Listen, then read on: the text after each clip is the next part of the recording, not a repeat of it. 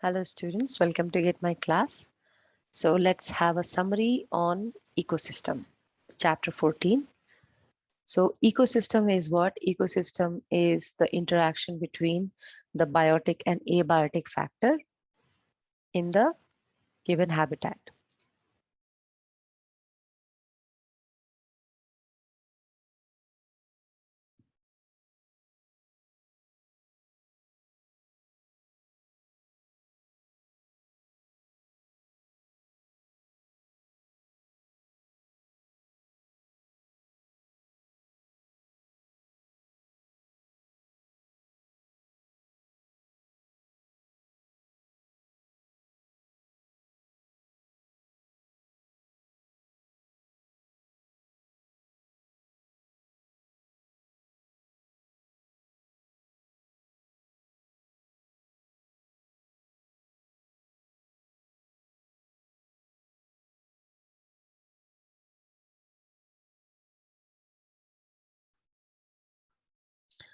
So there are two basic categories. One is terrestrial, that is basically the land, and aquatic, that means in water.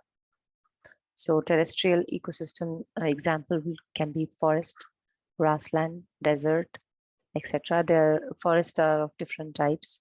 So these are all the different types of example of the terrestrial ecosystem. Aquatic ecosystem can be ponds, lake, river, estuary, ocean, etc. So we are going to learn in more details and about the different types of the succession, the nutrient cycle, everything. And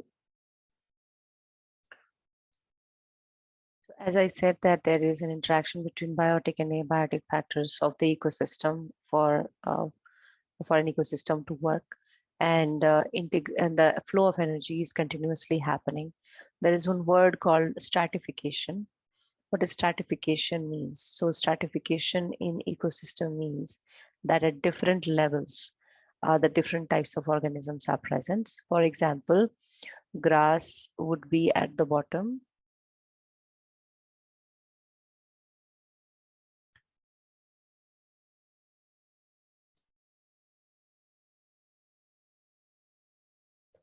and trees would be at the top of the vertical strata.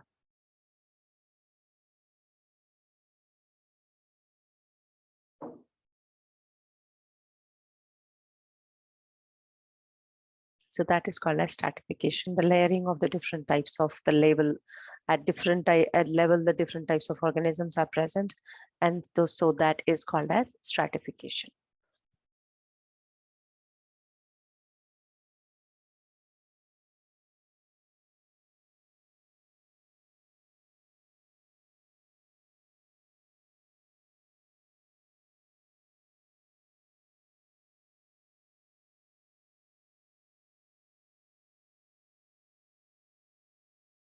So there are a few components of the ecosystem which are actually, you can say that they are the functional unit of ecosystem.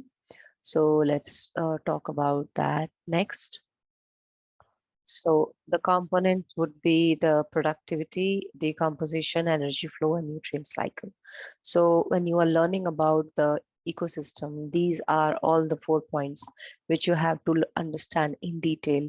Then only you understand about the ecosystem. So productivity is what there are words like gross primary productivity,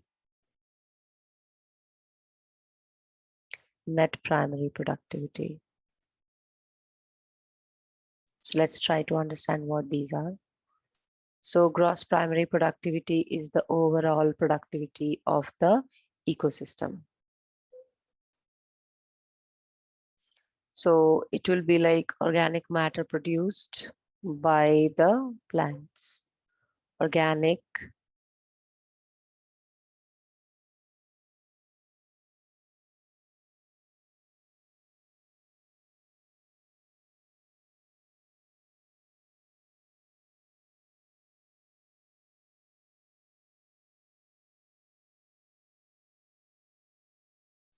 that will be the gross primary productivity. If we subtract the rate of metabolism,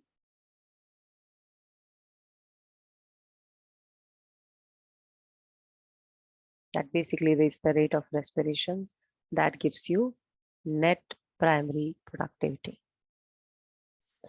So that is about the productivity, which is the building up of the organic matter, biomass, and then it is the total amount is gross.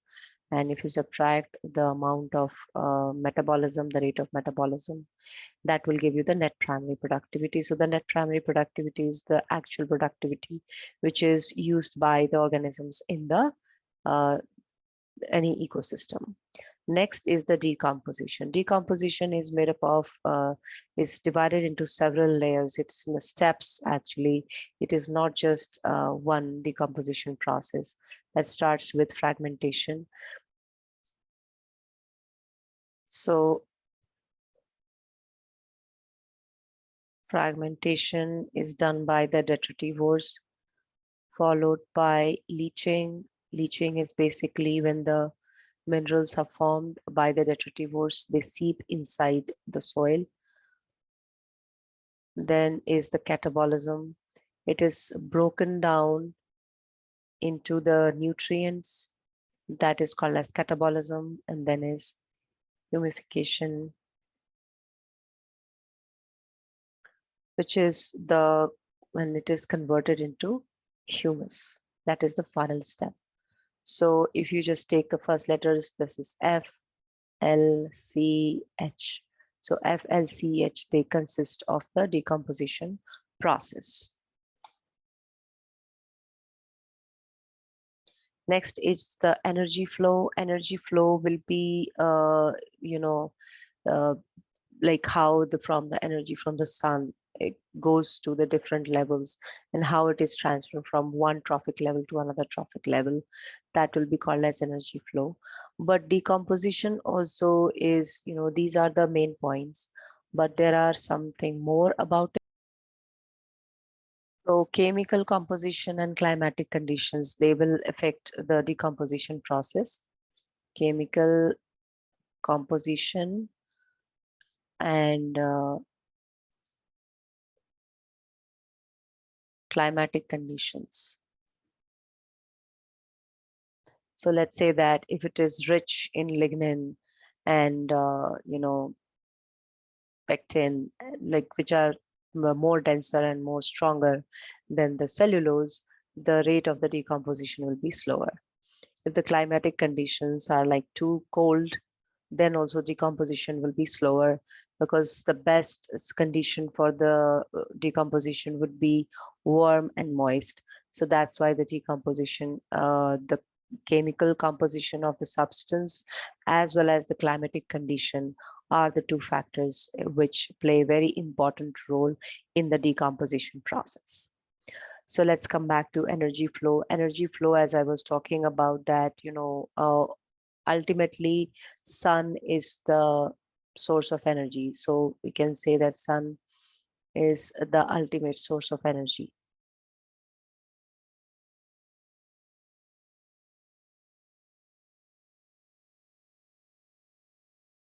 For all of the living organism, be it plants or any other organism which is directly or indirectly dependent on the plant.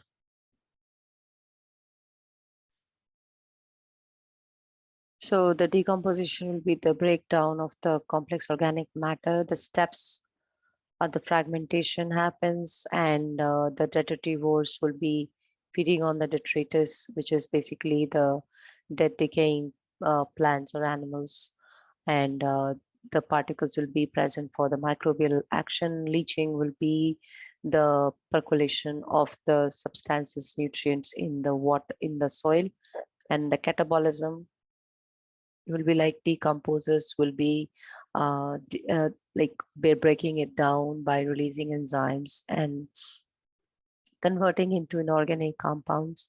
And humification is the conversion of humus, which is the important, like it is considered to be very important for the fertility of the soil, and it's often it is the top layer of the soil.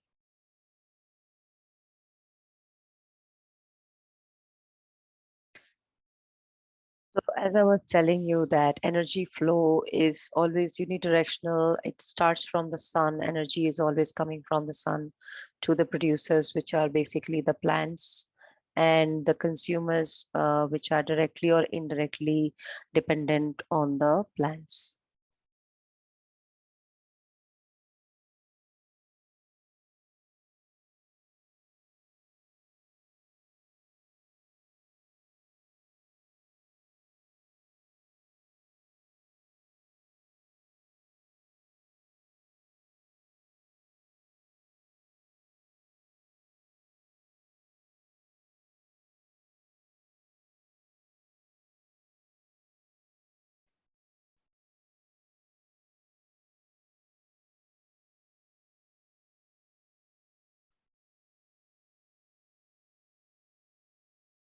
So as you can see that, what exactly will be responsible for the synthesis of the organic matter. It will be the photosynthetically active radiation, because if you observe, not every day is the same amount of light is available to the plants. So and also that the requirement of the sunlight is has to be within certain wavelength, that is 400 to 700 nanometer. So if the wavelength is within this range, then only that will be the useful for the photosynthesis. And that wavelength will be called as photosynthetically active radiation, or PAR. And it is responsible for the synthesis of food by the plants. So you have to always remember that starts from the sun, comes to the uh, plants, and it all depends on the wavelength, how much wavelength it's falling, and what is PAR. And if you look at the direction, this arrow is actually suggesting the direction of the flow of the energy.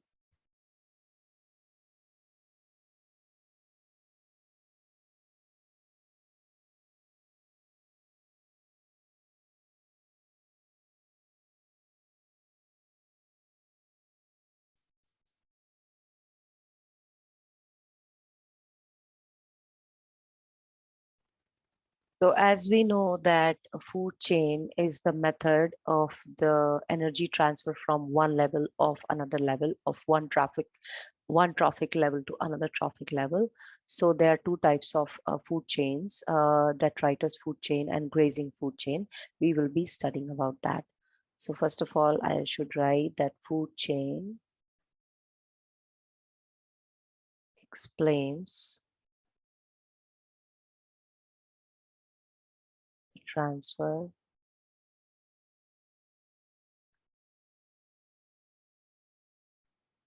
of energy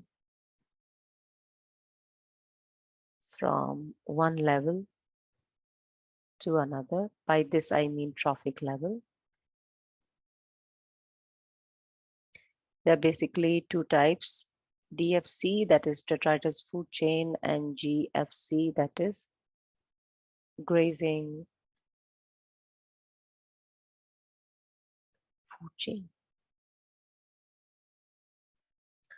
So as the detritus it is, so it will always begin with a dead organic matter. It can be dead leaves or any kind of dead organism also is fine.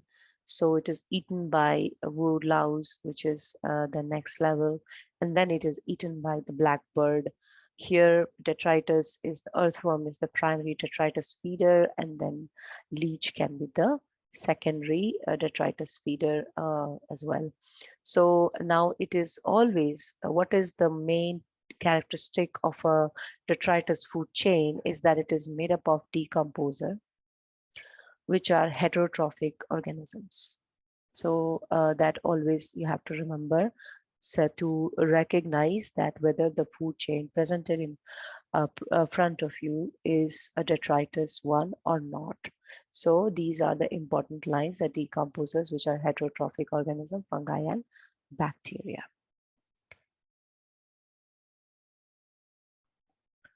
So let's understand the difference between the DFC and the GFC. So detritus food chain is the major it reason of energy transfer,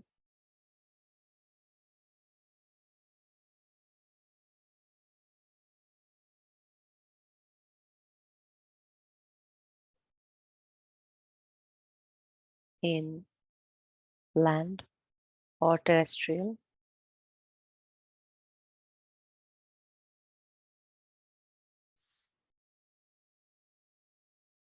Whereas it is grazing food chain is major in aquatic ecosystem.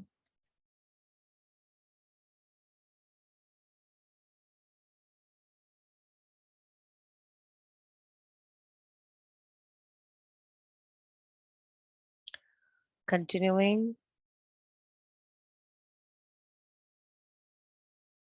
starts with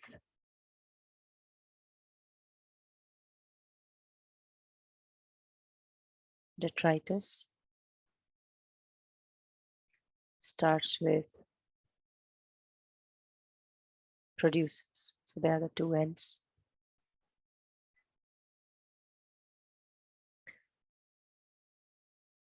Interestingly, less energy flows through this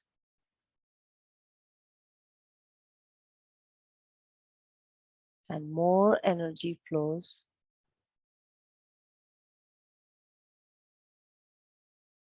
through DFC.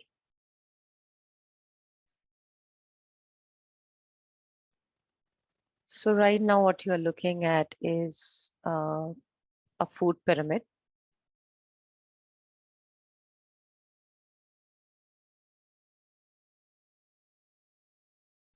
Which is actually better known as ecological pyramid. There are three types: number,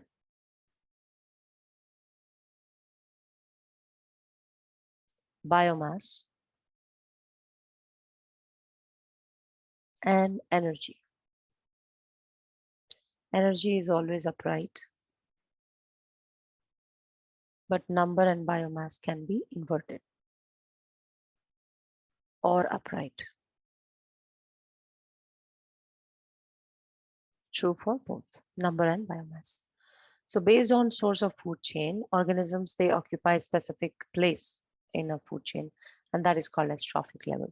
Means what, that like all the plants, whether it is a tree or grass or whatever, they all are called as producers.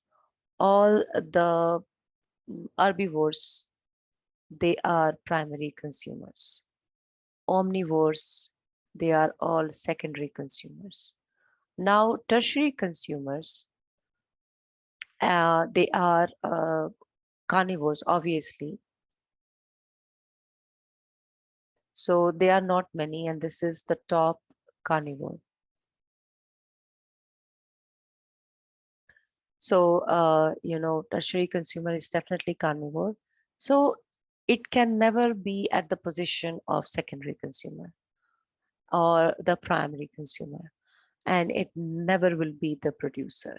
Like plants will always be the producer, they cannot be the consumer or the secondary consumer.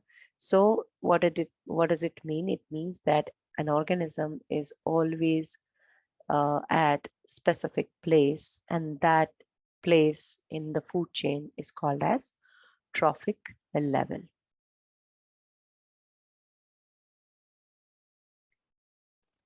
So we just talked about that each trophic level has a certain mass of living material, each trophic level. So producer, primary consumer, secondary consumer, and etc. etc. They all have certain mass of living material at a time. And that living material is called as standing curve. And that is also the biomass, the organic matter. So these are the definitions which you have to be very careful about the uses and all. It is measured as biomass of living organism or number in unit area. So the living material at a given point of time is standing crop, and it is measured as biomass, and it is a number in, it is also known as biomass of living organism in the unit area.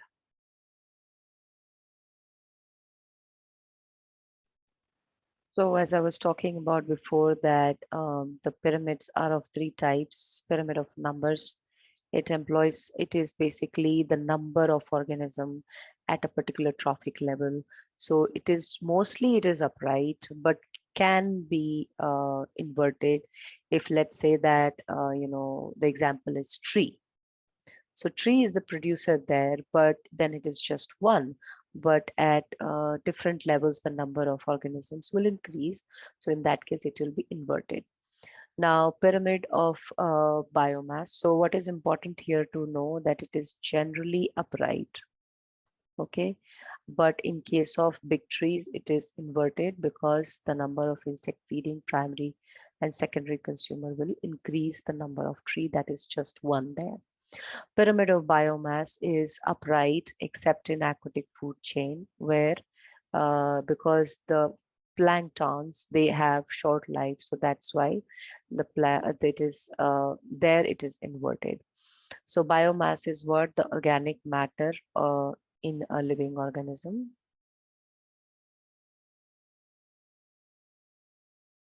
Of a living organism would be more appropriate.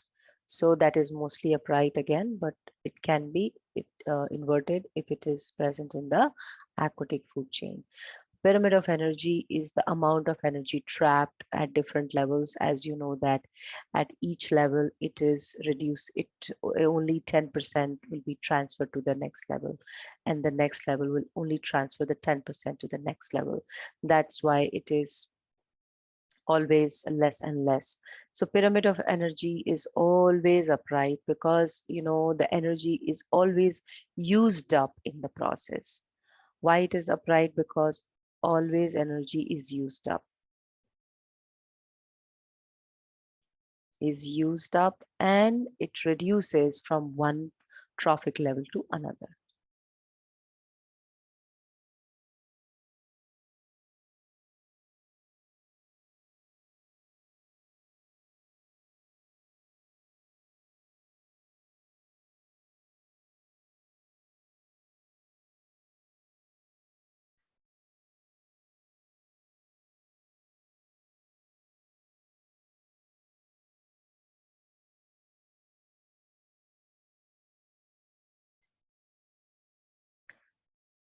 If you can see the just the pictorial depiction of the ecological pyramids, you can see pyramid of energy, which is always upright.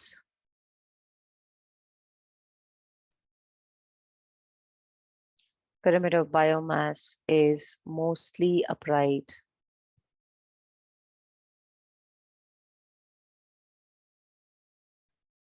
Except for tree, and then pyramid of numbers, except for aquatic ecosystem.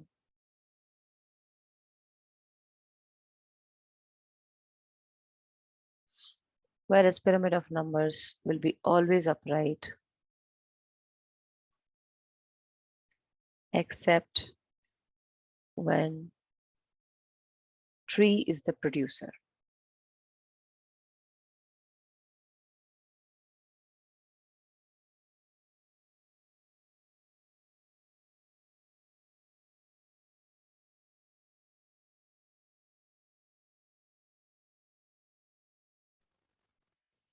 So this is next topic is ecological succession. There are two types: primary succession and secondary succession.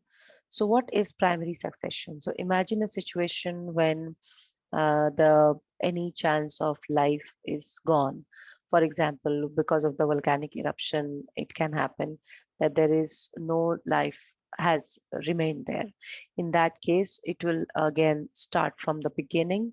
And so the gradual and predictable change will happen, and that is called as ecological succession. Gradual and predictable changes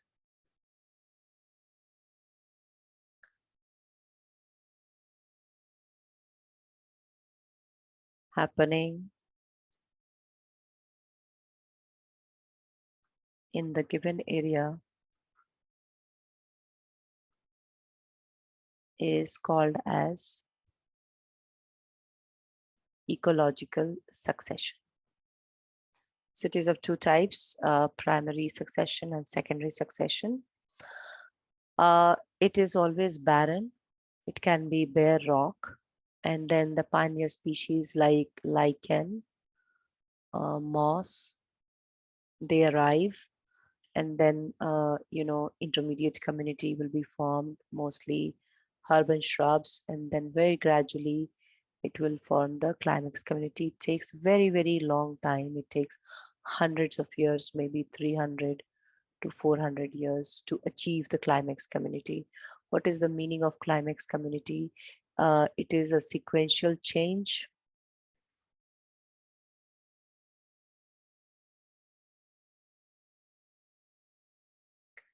and orderly change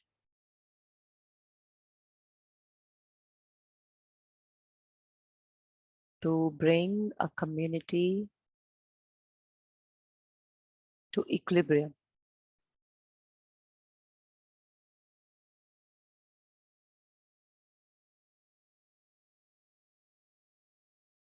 Is called as climax community. So secondary succession is different from primary succession. It is like, let's say that there was a climax community was achieved, and then there was some deviation happen, like some kind of flood happened or fire broke out, the wildfire, etc. So then also a huge amount of life loss will happen. But it is still better than the primary succession because there will be some trace of life will be still there. So it will be much faster, and it will take 100 to 150 years to form the climax community.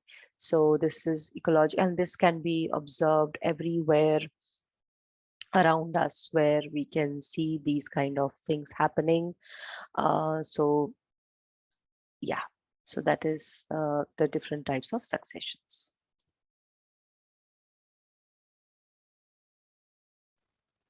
So the succession can be on the basis of habitat. It can be classified as hydrarch,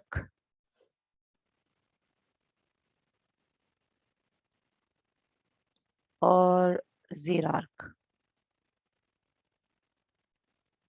So hydrarch, that starts from aquatic to mesic, that means land terrestrial.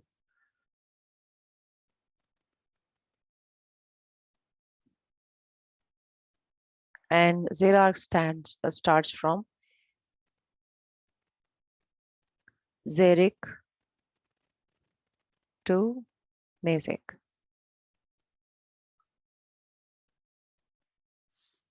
So these are the two types of succession which are observed in our habitats.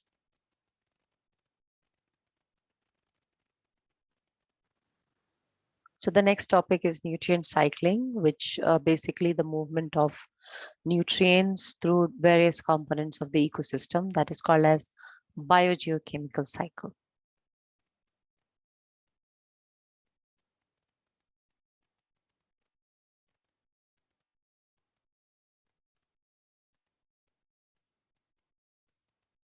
And they can be of two types: gaseous, so that means they exist mostly in atmosphere; sedimentary, they will exist in Earth's crust. So gaseous can be carbon, nitrogen, water, whereas sedimentary can be phosphorus, sulfur. So we'll learn more about these two types of nutrient cycling now. So as you can see, this is carbon cycling, and carbon is also a gaseous, as because it mostly starts from carbon dioxide, and carbon dioxide is fixed in the form of photosynthesis. Then death and decay happens, and then it is converted into carbon dioxide, so that is back to the atmosphere. And then it is also used by the respiration of the plants, and the emission, factory emission also happens. Everything goes back to the atmosphere. And then root respiration happens, that also respiration in any form will give away carbon dioxide. And also we cannot forget actually the, the carbonate in the water or ocean, which is very important, storage for the carbon sources. So that's why it is, the carbon cycle is spread all over the different layers of the bio, geo, and chemical, because it is related to the animals, plants, and also earth, because in the, volcanic eruption and under the water, fossil fuels, definitely, which is also the source from the carbon only. And the respiration also give away the carbon cycle. So this is a gaseous. Now next is sedimentary. So as you can see, this is the sedimentary cycle. Phosphorus cycle is sedimentary cycle.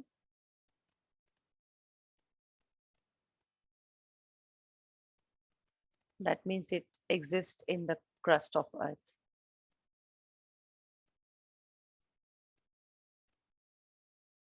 So how it happens? The fertilizer runoff. That means we use fertilizer and put it in our agricultural field, it will drop there, and then it will be runoff. As you can see, it goes in the water. Obviously, it can water, as in not just lake or river, go into the ocean also.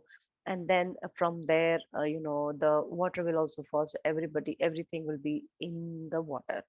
Now there will be some amount of loss in the drainage will also happen, and soil will be also dumped in the water again. So from there, the phosphate rock formation will take place, and that's how it goes into the system of the biogeochemical cycle. So mostly it is found in the sediments and the earth's crust, and because of the human activity, it is deposited in the water. That is the main movement of the phosphorus as a nutrient. So that was it about the ecosystem chapter. That was a summary of ecosystem chapter. I hope you understood.